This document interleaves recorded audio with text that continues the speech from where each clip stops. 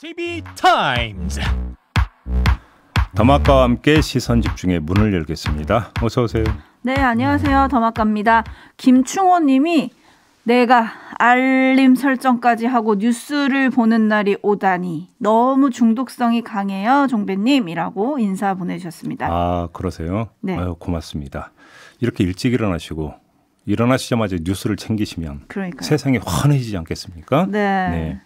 아, 세상이 환해진다고요? 네, 세상 보는 눈이. 아, 보는 눈이. 네. 네, 김충호님 매일매일 알람과 함께 저희와 함께 해주시면 감사하겠습니다. 그리고 반야님은 출근길 라디오로 만나다 유튜브로 보니 좋네요 라고 인사해 주셨는데요. 자주자주 오세요. 그러게요. 네, 유튜브는 또 유튜브 나름대로의 맛이 또 있거든요. 네. 좋아요 꼭, 구독 꼭 잊지 마시고요. 네, 화면 나가는 바람에 고충이 좀 없지 않아 있습니다만 네. 라디오의 자유로움이 좀 약간 사라지는 부분이 있어갖고. 네. 근데 우리 그 촌철님들은 더 좋은 거 아니겠습니까? 그렇죠? 저 인간이 어떤 표정 짓고 있나 이런 거 보면서. 그죠? 네. 네, 그렇습니다. 네.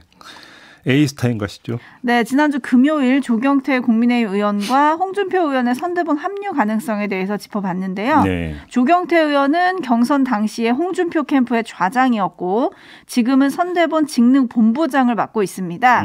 그래서인지 조금은 긍정적인 전망을 내놓았었는데요. 홍 의원과 윤석열 후보 회동 분위기가 언론에 알려진 것보다 화기애애했다.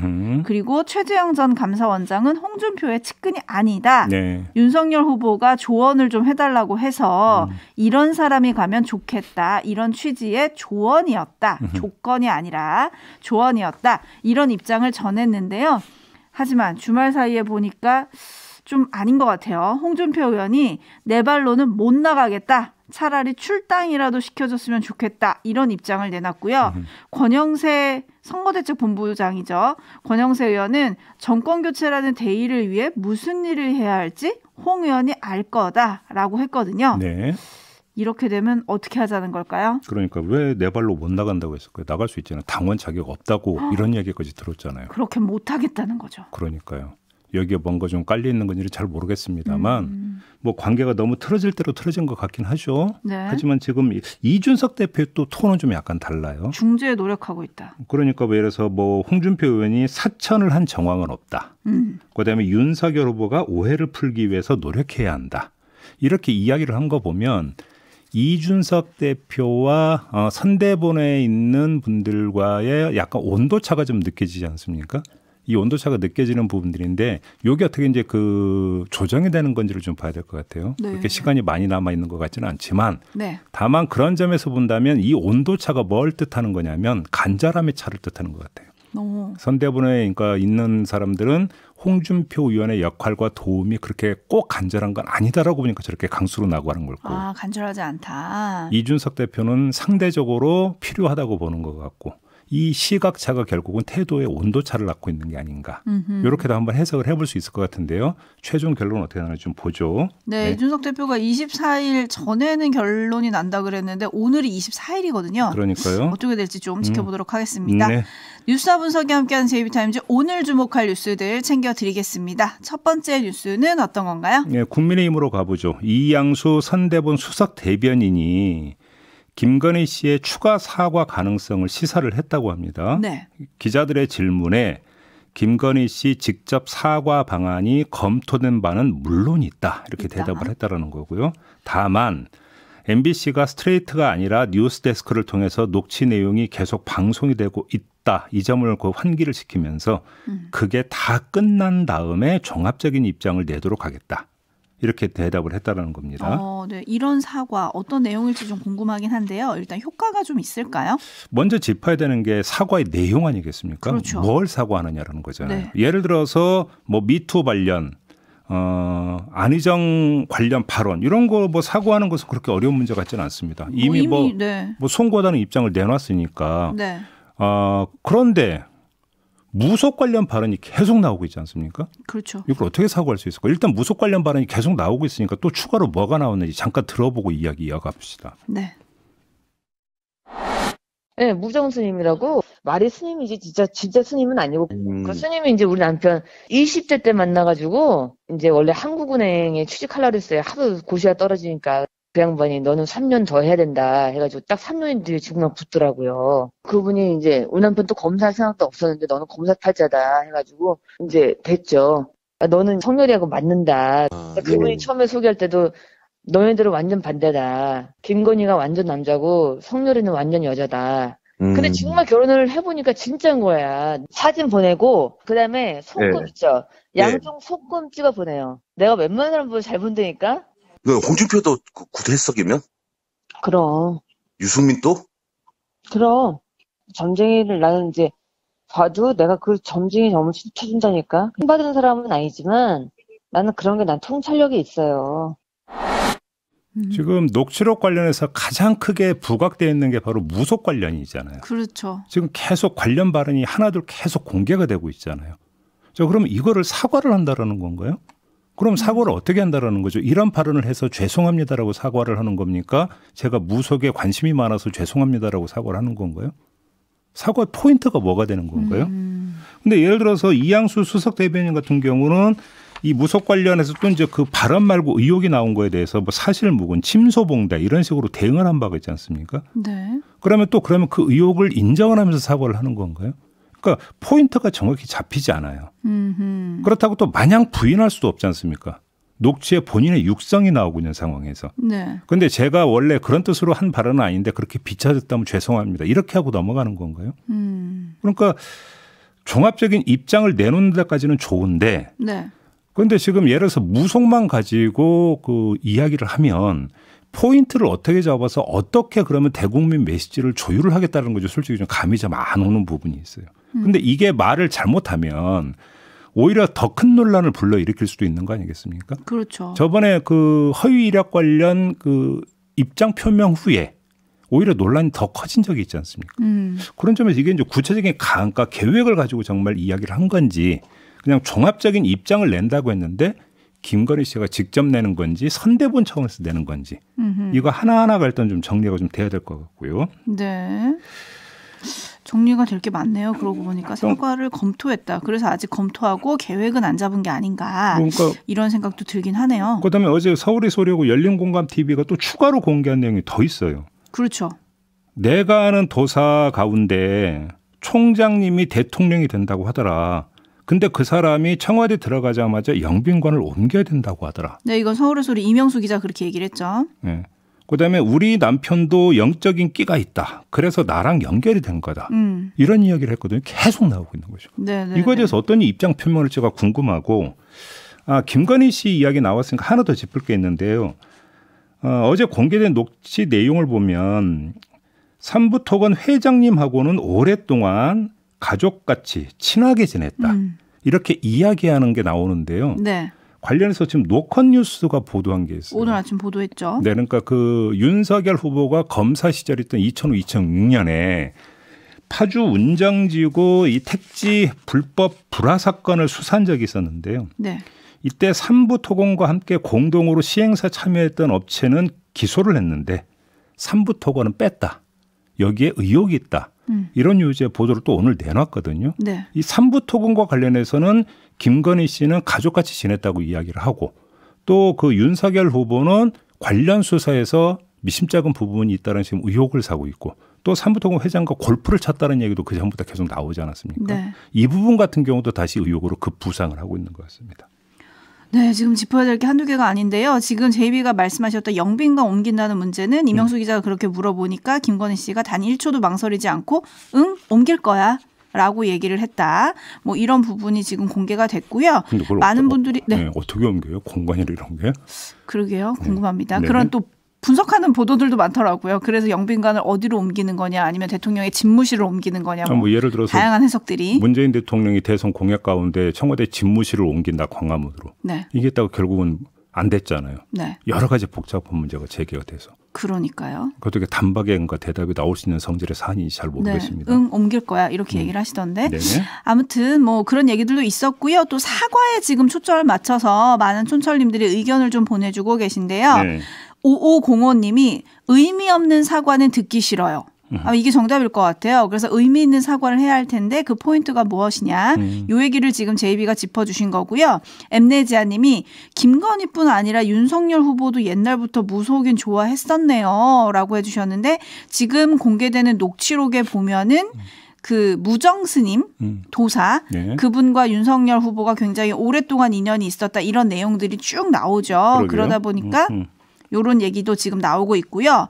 또 하나 잠깐 아까 오디오에서 들려드렸는데 김건희 씨가 홍준표 의원하고 유승민 전 의원도 구술했다고 말한 부분이 있습니다. 네. 그래서 당사자들은 발끈하고 나섰어요. 예. 홍준표 의원은 거짓말도 저렇게 자연스럽게 하면 나중에 어떻게 될지 참 무섭다. 내 평생 굿한 적 없고 나는 무속을 믿지 않습니다. 라고 했고 유승민 전 의원도 허위 날조다. 구술한 적이 없다. 이렇게 밝혔거든요. 네. 사과를 한다면 이 두 분에게도 사과를 해야 하지 않을까요? 그렇죠. 그렇게 되는데 만약에 안 해버리면 어떻게 됩니까? 근데 입장을 그 김건희 씨가 직접 나와서 입장을 발표를 했는데 사과를 안 해버린다라고 한다면 국민적 평가 이전에 내부에서 다시 논란이 불집해지는 거 아닙니까? 그렇죠. 이분들이 반발을 하면서. 그렇죠. 그래서 종합적인 입장을 낸다고 하길래 네.